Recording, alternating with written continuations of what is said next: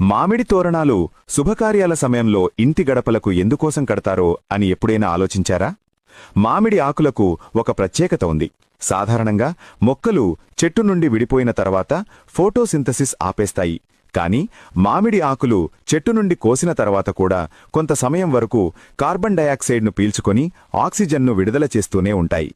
పూజలు, పెళ్లిళ్లప్పుడు ఇంట్లో జనం ఎక్కువగా ఉంటారు కాబట్టి గాలిలో ఆక్సిజన్ శాతం తగ్గకుండా ఇవి సహకరిస్తాయి. మామిడి ఆకులకు గాలిలోని బ్యాక్టీరియాను, క్రిములను అడ్డుకునే శక్తి ఉంది. ఇంటి గుమ్మానికి వీటిని కట్టడం వల్ల లోపలికి వచ్చే గాలి శుద్ధి చేయబడుతుంది. ఇది ఒక రకమైన నేచురల్ ఎయిర్ ఫిల్టర్లా పనిచేస్తుంది. పురాణాల ప్రకారం మామిడి చెట్టును లక్ష్మీదేవికి ఇష్టమైనదిగా భావిస్తారు.